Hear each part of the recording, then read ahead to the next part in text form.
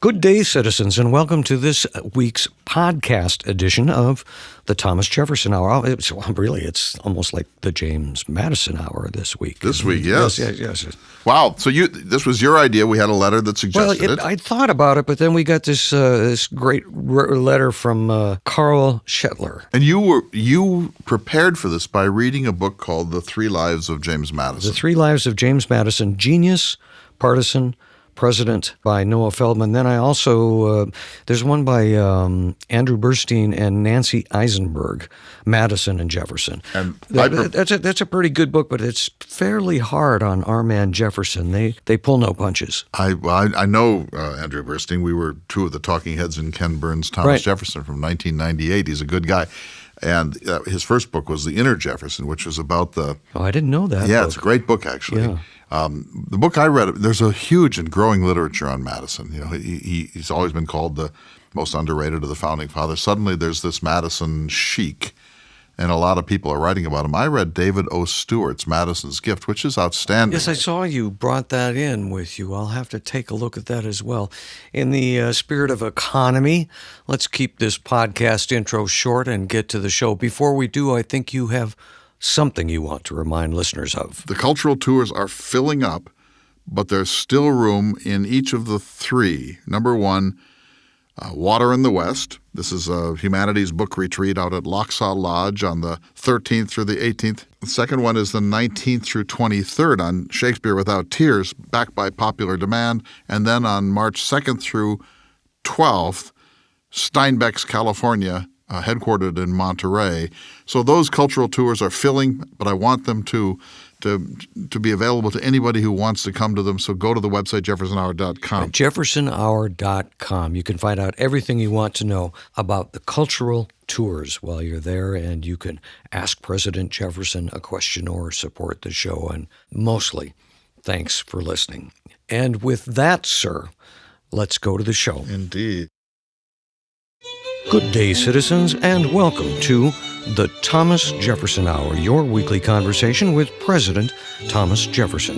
Mr. Jefferson is portrayed by the award-winning humanities scholar and author, Mr. Clay Jenkinson. I'm your host, David Swenson, and seated across from me now is President Thomas Jefferson. Good to see you, sir. You're looking well. Good day to you, citizen. Mr. Jefferson, we received a letter from one of your listeners, Mr. Carl Shetler, and he was asking if perhaps we could have a conversation about your friend, Mr. James Madison, and I thought that was a wonderful idea. James Madison was 8 or 9 years younger than I was, a fellow Virginian. In fact, his home, Montpelier, was about 35 miles from Monticello. I urged him to come live closer, to build a home near my own Monticello, as I encouraged James Monroe to do, and Monroe did it, but Madison did not. But still, Mr. Madison was about 35 miles distant from Monticello, so I was able to see him very frequently. That's quite a distance to travel in your time, sir. It's one very long day. So when he would come, he would stay 2 or 3 nights often, sometimes a week. There were rooms at Monticello that were regarded as the Madison Suite. And we actually had these triple sash windows that could be used as a kind of a door. So Mr. and Mrs. Madison, in some sense, had the freedom of the place and could walk about or take a ride on a horse or do whatever they might need to do without intruding themselves into the traffic in the house in any big way. Madison is one of the greatest men in American history. He had a deep intellectual penetration. When he was about to go to the Constitutional Convention in 1787, I was in France, and he wrote to me and asked me how he should prepare. So I sent him a very large number of books, more than 80 books, I believe, and said, read these.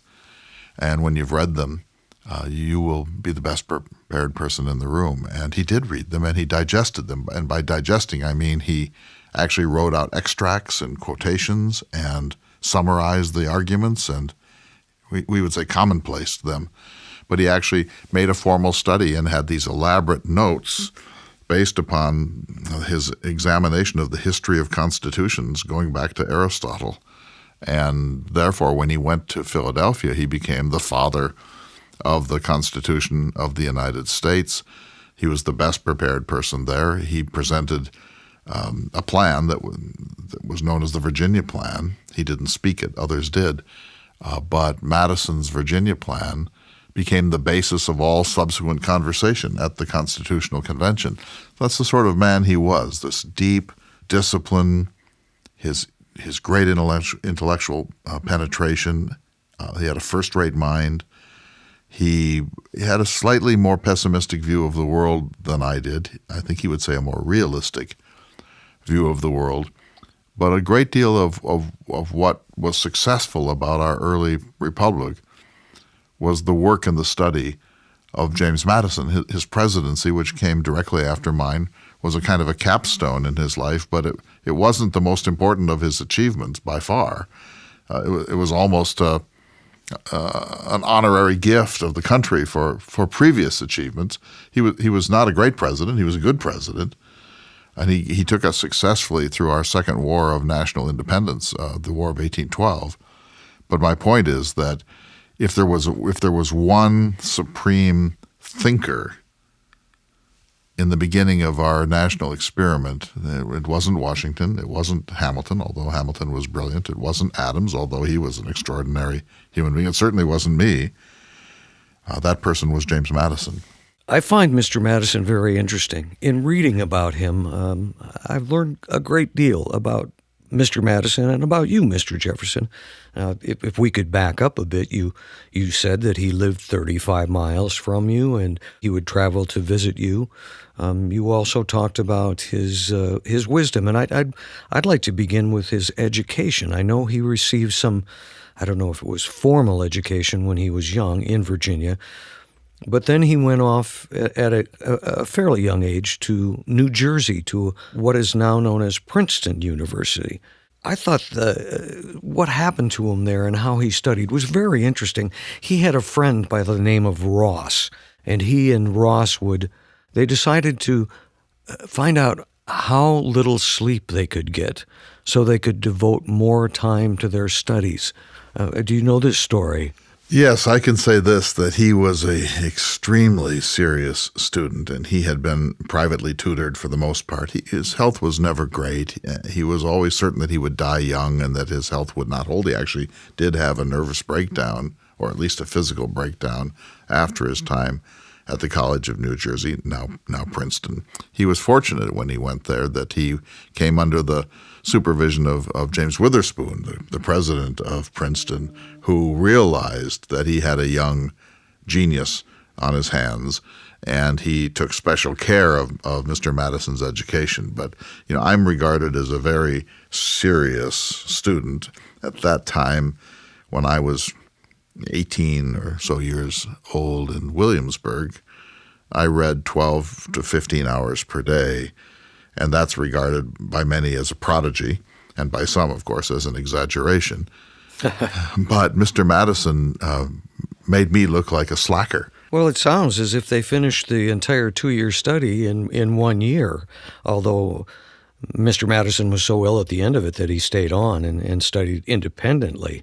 But there was one comment that this Mr. Witherspoon made. He said that in the whole career of Mr. Madison, he had never known him to say or do an indiscreet thing, and it's reported that you considered the comment so funny that you liked to tease Mr. Madison about it. I don't want to mischaracterize him, because he's a genial man, and I think you know that at dinner parties he often told what would be regarded as risque jokes.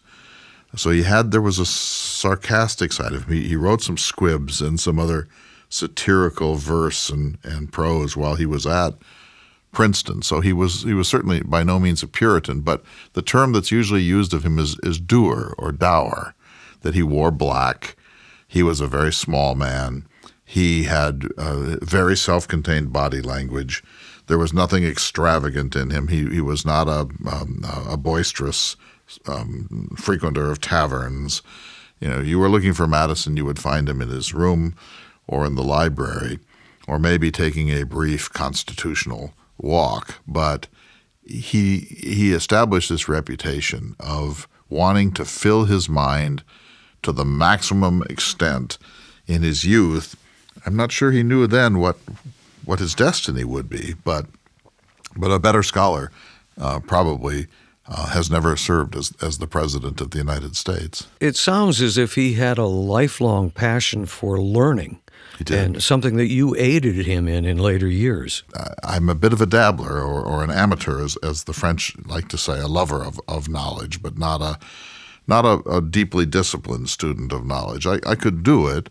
I'm more likely to be reading in a very broad number of categories and reaching a certain level of mastery, but not necessarily wanting to do all of that extremely hard and often tedious work of building the infrastructure of a theory or of a complete and systematic way of looking at this or that subject. And so Madison was more serious than I, and I think if he were here, he was so polite, he would never criticize me. I know he needed to at times, but he wouldn't. And I think if he were here, he would say, well, Mr. Jefferson's mind is more fluid. It's more aspirational. It's more poetic. I don't think he would ever say anything negative about my own preparation, but the simple fact is that he built up a body of knowledge, and when he worked on a problem, he worked it through with a deep, systematic, intellectual presentation. For example, when the Constitution was finally written, and the sessions in Philadelphia broke up in mid-September of 1787, everyone went home. They'd been there since May, most of them. Mr. Madison sat down and wrote me a 17-page letter, handwritten, 17 pages, going passage by passage and concept by concept through the Constitution to explain to me, to provide a kind of annotated commentary on how the Constitution makers had come to that set of conclusions, how they had produced the set of compromises and processes that are the Constitution of the United States. 17 pages by a man who was completely exhausted. And let me remind you that during the Constitutional Convention, not only did Madison come with the Virginia Plan after all of that study of all those books that I sent to him from Paris, but he took something like a verbatim transcript of the deliberations. So there was no recording equipment. There was no stenographer. These were 55 men from around the country who were crafting a new Constitution of the United States. They had no secretary to take significant minutes. Madison sat close to the front so he could hear clearly, and he, to the extent that he could, took down a verbatim transcript of the deliberations between May and September of 1787. It's one of the most important documents in American history. It's the best commentary we have on the deliberative process that produced the Constitution of the United States. He said it nearly killed him, and he left the room only for the most urgent needs, and then came back and resumed his role as the scribe or the recorder of these historically important debates. You said, Mr. Jefferson, that he may say that you have more of a fluid mind. That was not the only difference between the two of you, and not that it's important, but I think it's interesting to note that Mr. Madison stood about 5.5 feet. You were considerably taller than him. I'm 6'2 1/2", tall and very lean. One of my overseers said not an ounce of fat on Mr. Jefferson, just a very tall man. Here's little James Madison. Someone called him a little Applejohn of a man, just a little shriveled up crab apple of a person. And even his own wife, the famous Dolly Madison, towered over him, and she called him the Great Little Madison. So he was a very diminutive person, and as I said, he kept his body language as if his goal in life was to occupy the minimum number of cubic inches of space on Earth. Mr. Jefferson, we need to take a short break, but we'll continue this conversation about James Madison in just a moment. You're listening to the Thomas Jefferson Hour. Welcome back to the Thomas Jefferson Hour, your weekly conversation with President Thomas Jefferson. And this week, Mr. Jefferson has agreed to talk to us about his good friend, James Madison, and not just a good friend, but a colleague. I read somewhere that in today's language, you might call him your campaign manager. He had a way of directing your political career. Is that fair to say, Mr. Jefferson? Yes, and let me try to make sense of that in a way. I don't have much political passion or ambition. I have an idea of the America I would like to help fashion. I certainly felt that Hamilton's America was the wrong one, and that Burr's America was the wrong one, and even that George Washington had become something of a disappointment late in his life, and that they were squandering this enormous opportunity we had to create the most interesting society that had ever existed on Earth. But I didn't have a great deal of political staying power, and I had this attitude, as you know, that I would rather be home amongst my rutabagas and my tomatoes and my garden peas and my orchards and my scientific tools and my writing desks and so on, that I was really, my happiness was as a scientific farmer and man of letters. I never really wanted to be a political figure. I didn't wish to be the president of the United States. I didn't like the political arena. I don't like the kind of tensions and conflicts that occur there, the name calling, the deliberate distortion of the other person's point of view, the passions that are released in politics. And so I think Madison looked upon me as this talented, maybe even gifted visionary, but somebody who wasn't able to lead a party because I didn't have those instincts and I didn't have sufficient ambition. And so what he did was was a couple of things. First of all, to push me to stand for election. He's always asking me to consider being a senator, or consider being president, or consider wanting me to go to Europe as an ambassador. So always promoting me and wanting me to get into the arena when I didn't particularly enjoy it. And secondly, he understood how party works, and I either didn't or pretended not to, because it was in my interest to maintain this sort of style that I was really a philosopher who had been brought into the mix, but against his better judgment. And Madison was a much more politically savvy person, and he was a much more politically able person than I. And so he's the one who created the first opposition party, the Jeffersonian Republican Party. He wasn't charismatic enough to lead it.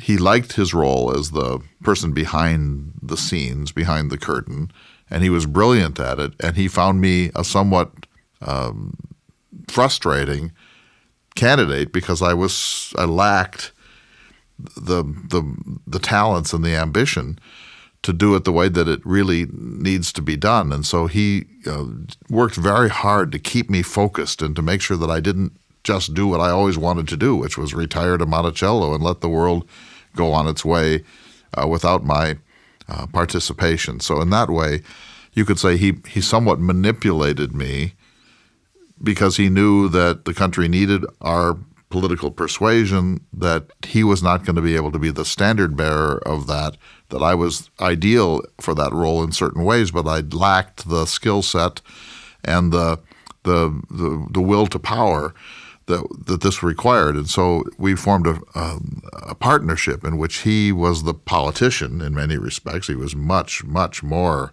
aggressive as a politician than I ever was. And I was the sort of figurehead philosopher, the visionary, and that the dynamics of that relationship worked. He couldn't probably have done it without me. I think that's fair to say. I almost certainly couldn't have done it without him. It was a friendship. I suppose you would say we were best friends. That's not a term we would have used in my time. But beyond the friendship, there was a political collaboration that, for example, Henry Adams, the great-grandson of John Adams, said was the most powerful and effective political partnership in American history. Mr. Jefferson, it's known that your pen got you into trouble at times during your life. Often, though, you wouldn't write. You would allow Mr. Madison to write for the two of you. Is that fair to say? I said in a very high-minded and maybe even righteous way that I would never submit to writing op-ed pieces or anything to the press, that wasn't my style. That's not what a gentleman does, that I was above that sort of. And yet Mr. Madison was a gentleman in the way that he did it. But Mr. Madison would do it on my behalf, and so I would merely say, "My dear sir, take up your pen and cut Hamilton to pieces." And Mr. Madison would dutifully do it and brilliantly, and then I would have deniability. Then I would say, "I had nothing to do with it. This just happened." Even though it's 200 years later, I am a bit surprised to hear you make that admission. Well, I'm only doing it because we're speaking historically. Very good. In that sense, historically, let's go back to when you and Mr. Madison met. Yes. At that time, the issue that really animated Madison the most was freedom of religion and questions surrounding its official establishment. Is that accurate? As you probably know, there was an issue about a horse. The sale of a horse, the horse died. The question was, who was the bigger gentleman, the purchaser or the seller? And, we were both bending over backwards to accommodate each other because this could be an issue. You sell someone a horse and the horse dies. Who's responsible?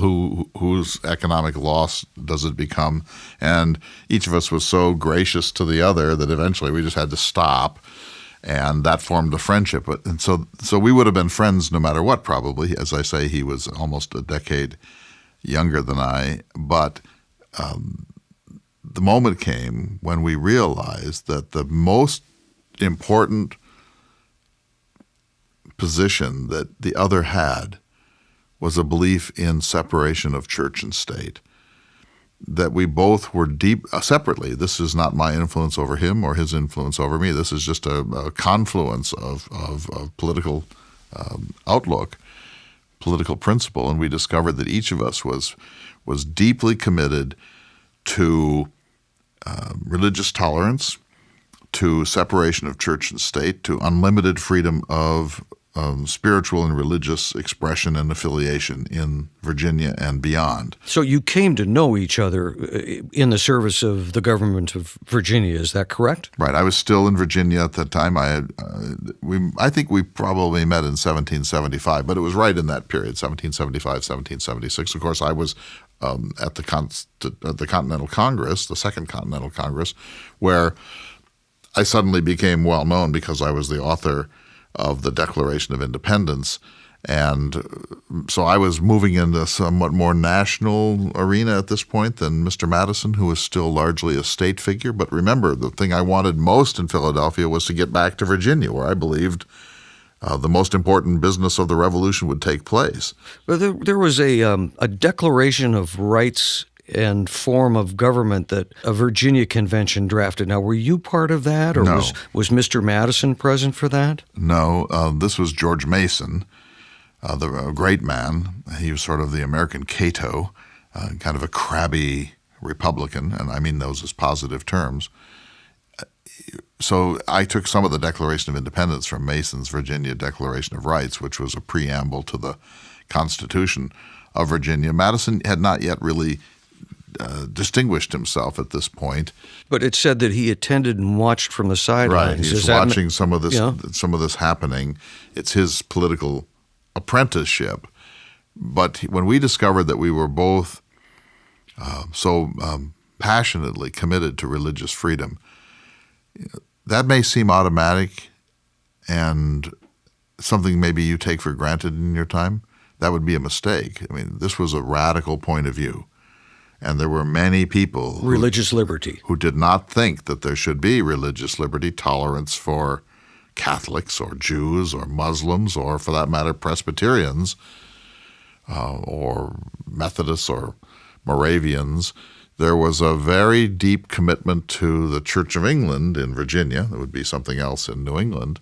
And there was a sense that that was a monopoly and that was a state-protected monopoly and that there should be no permission for dissenters, and that certainly anyone who was a deist or an atheist was a menace to society. And so what I discovered was that Mr. Madison, I think at Princeton, had learned these principles of the Enlightenment, that a person's religious sensibilities are entirely private. They're no business of the state. The state has no right to intrude upon them whatsoever, and the state should be absolutely neutral with respect to people's religious affiliations unless those religions were calling for violence in the public square. But if a religion preaches that there are 40 gods, that is not an issue that the government needs to take up. And now if the religion is saying that we should not pay our taxes and that if you don't pay your taxes, you are righteous with God, now the state intervenes and says, sorry, you still have to pay your taxes. You can believe what you want, but this is part of a social compact you can't weasel your way out of. So Madison and I shared this. It was a very unusual view at the time. It was often an unpopular view, and it solidified a friendship that then went on from 1776 to my death in 1826. It was a 50-year friendship, and it began with this commitment to liberty, liberty, liberty. That's the basis of American life. I do think it's notable to talk about Madison's proposal to the Virginia Declaration of Rights. He wrote it and got it included. Yes, we were both students of the Enlightenment, and the Enlightenment believed that we live in a rational universe, that if there is a God, that God is a benevolent being. We are very suspicious of the notions of heaven and hell, or original sin, or the Trinity, and a whole range of other doctrines.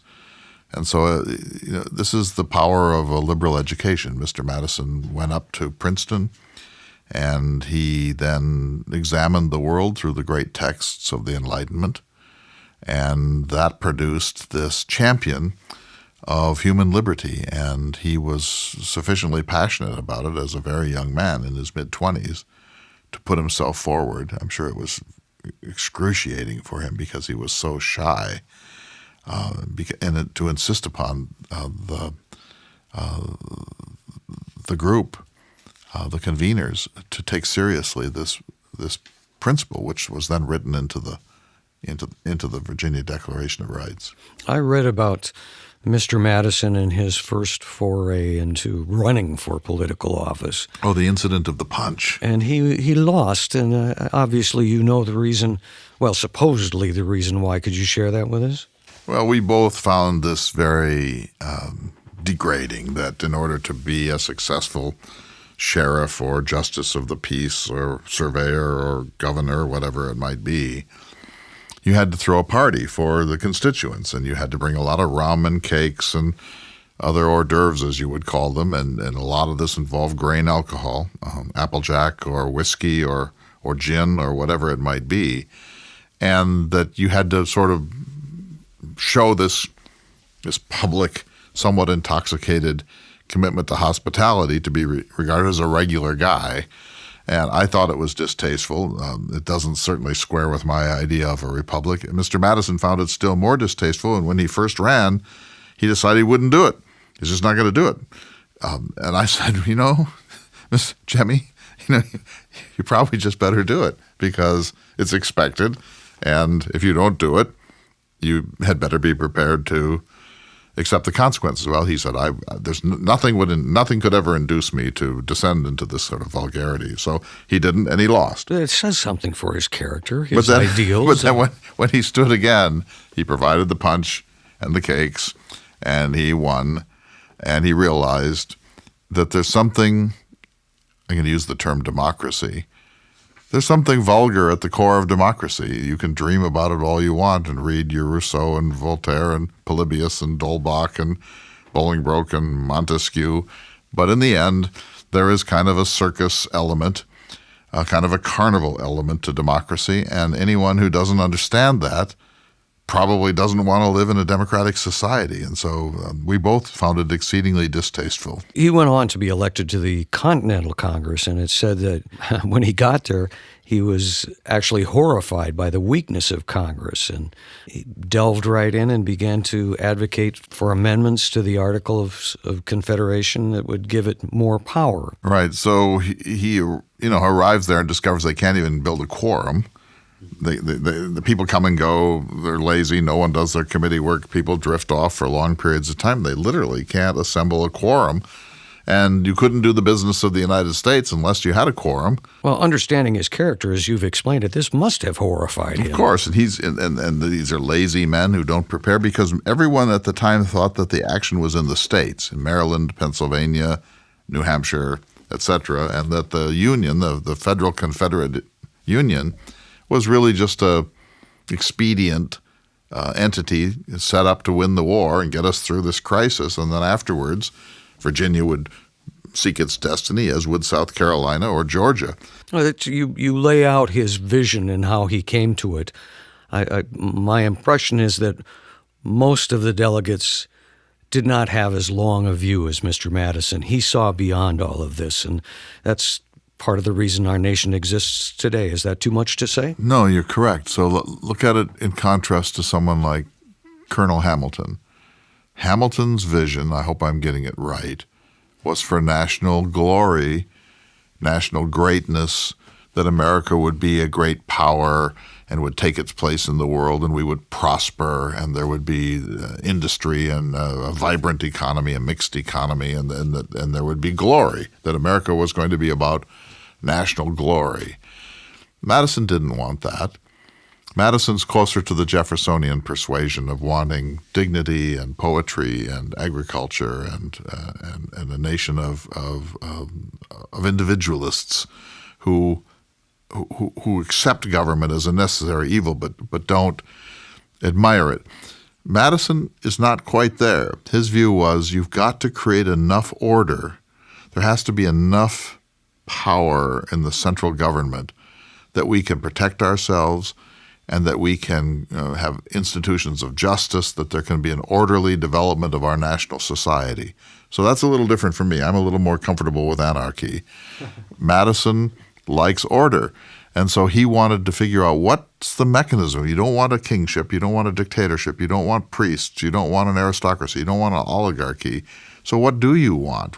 How do you create enough order, enough formal union to make sure that we pay our bills and that Maryland and Virginia don't go into a trade war of some sort, and that we can protect our coasts and harbors from the possibility of external attack? How can we do all of those things to make us a real nation that can do what nations do without simply reinventing a European-style system with a strong central government that then lords it over the rights of man? And so he's looking for the formula of how much government do humans really need. It's not how much they want, it's how much do we need. And someone like John Adams would say plenty, because humans are rascals. I would say almost none, because humans are capable of happiness. And Madison was somewhere in the middle, saying, well, let's be real here. Let's look at the real world, but create a minimal national government that nevertheless understands that we live in the real world, not in a kind of fictional utopia. There's so much more to talk about when it comes to Mr. Madison. We may have to revisit this conversation with your permission, sir. Let's meet again, sir. Very good. Right now, we're going to take a short break, but we'll be back in just a moment. You're listening to the Thomas Jefferson Hour.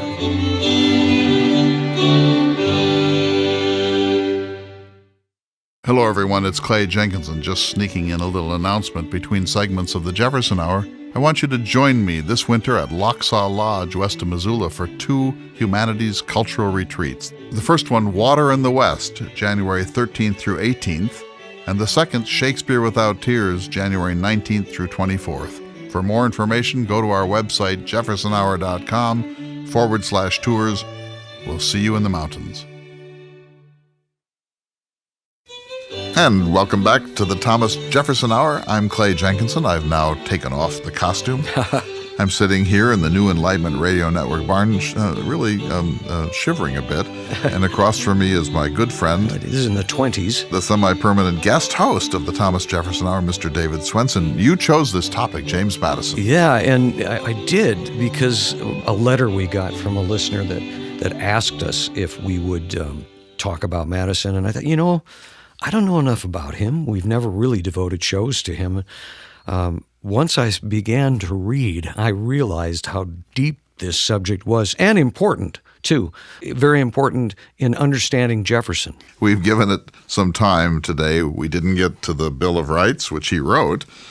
We didn't get to his time as Secretary of State. He probably set the tone for Secretaries of State in American history. He was, in a sense, the prime minister in the two-term Jefferson administration. Then Jefferson handpicks him to be the fourth president of the United States, and poor Madison has to preside over this country through the cataclysm of the War of 1812, which he did not with great expertise, but nevertheless with a deep commitment to the Constitution, and he got us through it. And then at the end of all of that, Jefferson recruits him to help create the University of Virginia at Charlottesville, and Madison becomes the second most important person in the creation of UVA, one of the world's great institutions. We didn't talk about the Kentucky and Virginia resolutions. Well, we'll continue. So there's lots more to talk about with this fellow. I don't know if one more show is going to be enough. Before I forget, I do need to thank Mr. Carl Schuttler again. Whose question led to this conversation. Right, and incidentally, he's a listener in Fresno, California. I love going out to the Central Valley. On KVPR. That's one of our host stations out there. I've done fundraisers for them. It's time for me to come back. I love it out there. Visalia, Fresno, that whole Central Valley. I know it sounds a little crazy, David. It's sort of the North Dakota of California. It's their agricultural zone. I can't get over this image of, forgive me, Mutt and Jeff. 6 foot something. Tall Jefferson, shrimpy little Madison. Yeah, and I think he was 5'4", but his secretary came back and said, no, he was 5'6", sort of fighting for him. But he's also not that it matters. I was just curious. He thought he was epileptic. He might have been. He's a hypochondriac. We've all known people like this. They're always fearing that they're going to be ill. And he had these breakdowns from time to time. He was not physically robust, but he was intellectually amazing. And he and Jefferson met over a horse deal. Now, that one I had not run across. It's a great story. Yeah, well, Jefferson told it well. No, you pay. Yeah. I'll pay. So then they bonded over separation of church and state, and they realized early on, each realized something about the other and about himself. Jefferson realized that he was too airy. He was too otherworldly. He was too playing Cincinnatus, the man that's above politics, to really get much done. He needed a handler. He needed a fixer. He needed a like a ward healer, like a politician. And here's Madison, who's one of the most brilliant minds in American history, but he also has kind of a thirst for political intrigue, and he's a master political strategist. Madison realized he needs Jefferson, that Madison doesn't have any charisma. He doesn't have any oratory. He can't speak the Jefferson music that I keep talking about, the kind of the dream of America music that Jefferson is so good at. And he realizes this Jefferson has got enormous potential, but you have to watch him every minute. He probably rolled his eyes too. Can I read you something? Yes, sir. From a mammoth work titled The 3 Lives of James Madison, Genius, Partisan, President, written by Noah Feldman. He writes about the two of them. Jefferson liked to move quickly and make bold decisions. He favored radical statements of self-evident revolutionary truths and could move from subject to subject with head-spinning speed. Madison preferred to proceed carefully and cautiously, as you said, building structures that would last and focusing on the consequences of every move. This took intense, laser-like concentration and the willingness, indeed the desire, to go over the same ground repeatedly, making subtle changes and improvements. Jefferson inspired Madison, and Madison moderated Jefferson. Eventually, the two complemented each other's strengths and compensated for each other's limitations. I thought that was really That's fantastic. And that's Feldman? Yes, Noah Feldman. The 3 Lives of James Madison. Right. So that couldn't be better said. So if you think of, let's say, Madison gets in his horse or carriage and comes over to Monticello on some urgent political business, and Jefferson greets him and serves him tea or sherry, and Jefferson's saying, "Oh, isn't this sherry very interesting. You know, when I was in southern France, I was working with these vignerons, and I made this arrangement. And someday we'll have a wine industry in the United States, but not yet. And Madison's like, okay, now can we get back to the subject? Jefferson's, yes, of course. And have you seen my parrot? Because I've got this parrot, and parrots are most interesting. You know, South America is going to be an extraordinary new place. I think we will be the nursery. And Madison's like, that's great. I really love that. Can we get back to the issue? And Jefferson's, you know, it's supper time. I have this great dish of peas. I have a few friends who are coming in. We're going to talk about maps. And Madison's like, how do I keep this guy's attention? Because Jefferson is so brilliant, but he's whimsical. And Madison is not whimsical. Madison is like he's focused. He wants to get it done. Right. And Jefferson, it's not that Jefferson can't be bothered, but Jefferson is a whimsical genius. And you can't be a politician of any effectiveness with that personality set. And Jefferson, it's not that he has an attention deficit disorder, because he could read 15 hours a day. He mastered 7 languages. He mastered everything he ever did. No one could ever doubt that Jefferson had it. But Jefferson's mind was diffuse. Here's furniture. Here's what, let's go take the temperature and put it down in my weather log. And would you mind taking the temperature yourself, Jemmy? And maybe we can get Monroe to do it. And I'm sure there are people in Pennsylvania. And Madison's like, how do I get this guy to focus? How do I keep this man's attention? And that's number one problem for Madison. Number two is Jefferson's is apt to walk away at any time. You know, so he goes into the arena, someone says an awful thing to Jefferson, he says, that's it, I'm going home. Just go home, I'm going to make bricks, I'm going to rebuild Monticello, got plenty to do, I don't need this. And Madison's like, you got to have some staying power. You know, you're going to take some hits. You can't just retire every time you don't like what goes on in the political world. You have to. And so Jefferson's like, well, good. Go to the press, cut them to pieces. Do my wet work for me, and maybe I'll stay. And so I just imagine what it must have been like to be Madison, to have this, to be the best friend of Leonardo da Vinci. The two things I took away that come to the top of my list are one, and as I mentioned to Mr. Jefferson, in today's words, he was essentially Jefferson's campaign manager and handler. Yes, his fixer. And the other is that... But that belittles Madison's own incredible contributions. Right, and which would lead me to my second, which is the Constitution would never have been written without him. Not his way. We don't even know if we could have gotten one. I don't think that we would have gotten one, but if you read into how many different ideas there were, the fighting that was going on, and Jefferson talked about the Continental Congress, how there was just lazy nothing people. Got done, no quorums, yeah. And so he quietly manipulated all of this. They each manipulated each other. And then there was Hamilton, which maybe we can get into with Mr. Jefferson in our next conversation. Well, just in a nutshell, Hamilton was also an ardent nationalist. Madison was a nationalist. Jefferson was not a nationalist. Hamilton was a profound nationalist. So he and Madison formed a kind of alliance, and they produced the Federalist Papers because they both believed that the whole future of the human experiment was at stake here. And they worked together very well. And just at that time when this was a real friendship and they were really collaborating and they agreed on most subjects, Madison found a little of Hamilton's commercial obsessions and his military obsessions off-putting, but he could work with that. And his monarchist obsessions. But just about this time, guess who comes back from Europe?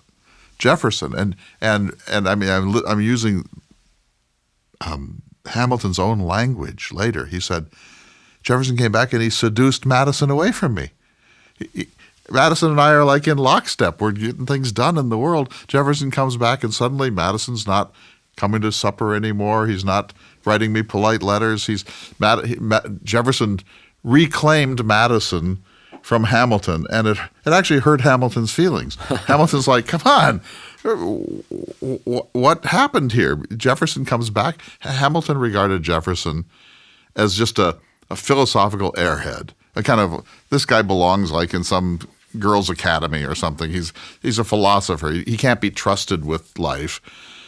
Madison I can deal with, says Hamilton. Jefferson is just a philosopher. He called him an intellectual voluptuary.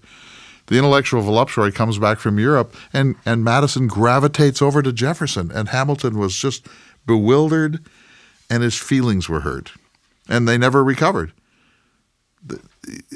Madison was not as much an enemy to Hamilton as Jefferson was, but Madison sort of took on Jefferson's deeper distaste. And of course, Hamilton did stuff that drove Madison nuts too, especially the assumption of the national and state debts. But you see my point that it had to be very, very bewildering and upsetting to poor Colonel Hamilton. I think of Mr. Jefferson and almost the sneer that he speaks with when you discuss Hamilton, and he responds, well, he was a monarchist. He was a monarchist. He wasn't alone. No, plenty of monarchists. Yeah, including Washington, who to did a degree. Right, to a degree. But let me try to make the case for them. For Hamilton's view, their view was, it's one thing to talk about liberty and a republic and so on and so forth. But we live in a dangerous world. So Hamilton's like the Dick Cheney of this thing. He's like, the real world is evil and dark.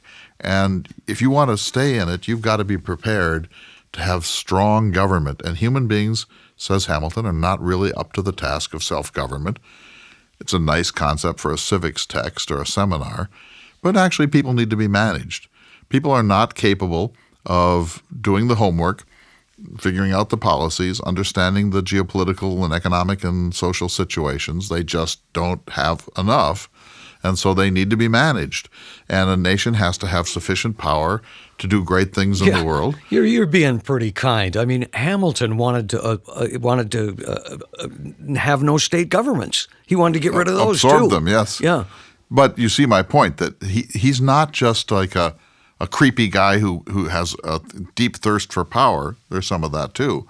But what he believes is you have to have a central authority that humans need to be ruled. And that there's an elite class that's capable of doing that. I happen to be in that class, he said. He loved George Washington, didn't think Washington had enough oomph in some ways, so he was going to be the guy behind the scenes.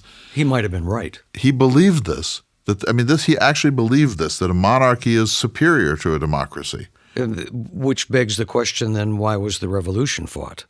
Well, that's what the Jeffersonians said. Like, what, we get rid of one group and then you just bring in another? What's the point of that? I mean, no, let's try it. Jefferson's view was, if you actually sat him down here and you said, look, just stop doing your rhetoric. Let's just get real, Jefferson.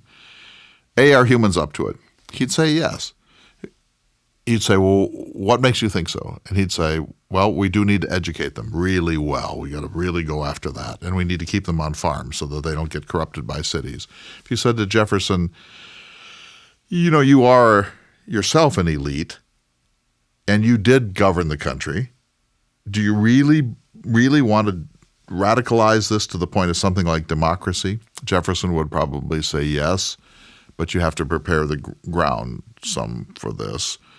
If you said to Jefferson, Hamilton believes that glory is important, what do you think? Jefferson would say, our glory is in our poets, it's in our writers, it's in our philosophers, it's in our gardeners.